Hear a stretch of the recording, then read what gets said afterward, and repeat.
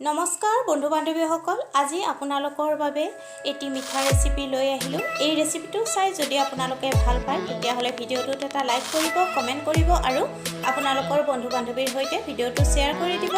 আৰু এতিয়ালৈকে যদি মোৰ চেনেলটো ছাবস্ক্ৰাইব কৰা নাই তেতিয়াহ'লে ছাবস্ক্ৰাইব কৰিব আৰু কাষতে থকা বেল আইকনটো ক্লিক কৰি দিব। তেন্তে আহকচোন ব্ৰেডৰ ৰসমলাই বনোৱা আৰম্ভ কৰোঁ। ইয়াৰ বাবে ব্ৰেডৰ কাষবোৰ কাটি ল'ব আৰু কোনা কোনাকৈ ব্ৰেডখিনি কাটি ল'ব। কাষ্টাৰ্ড পাউডাৰ 2 চামুচ লাগিব, কাজু লাগিব কেইটামান, কাঠবাদাম লাগিব আৰু খিচমিচ লাগিব। গাখীৰ এগিলাচ ল'ব। কাষ্টাৰ্ড পাউডাৰখিনিত অলপমান কুহুমীয়া গাখীৰ দি দিব আৰু ভালকৈ গুলি ল'ব।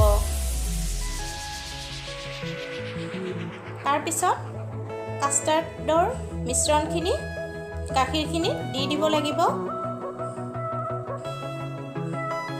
আৰু গেছৰ জুই অন কৰি দিব আৰু ভালকৈ ঘনাই লৰাই থাকিব লাগিব। চেনি 4 চামুচ দি দিব আৰু আপোনালোকে যদি বেছি মিঠা খাই ভাল পায় তেতিয়াহ'লে বেছিকৈ দিব পাৰিব। খিচমিচ কেইটা দি দিব। দি যেতিয়ালৈকে কাষ্টাৰ্ডখিনি ঘন হৈ নাহে তেতিয়ালৈকে লৰাই থাকিব লাগিব। কাটি লোৱা খিচমিচ আৰু কাঠবাদামো অলপমান দি দিব। মিশ্ৰণখিনি ঘন হোৱালৈকে লৰাই থাকিব লাগিব।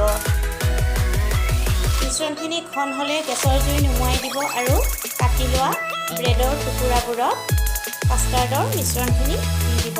দেখিলেনে ইমান সহজতে এটা মিঠা ৰেচিপি প্ৰস্তুত হৈ গ'ল। এনেকৈ যদি আপোনালোকে বনোৱা নাই এবাৰ নিশ্চয় বনাই খাই চাব। আৰু মোৰ এই ৰেচিপিটো চাই যদি আপোনালোকে ভাল পাইছে তেতিয়াহ'লে ভিডিঅ'টোত এটা লাইক কৰি দিব আৰু মোৰ চেনেলটো ছাবস্ক্ৰাইব কৰিব। আপোনালোকে এই ৰেচিপিটো এবাৰ নিশ্চয় ট্ৰাই কৰি চাব।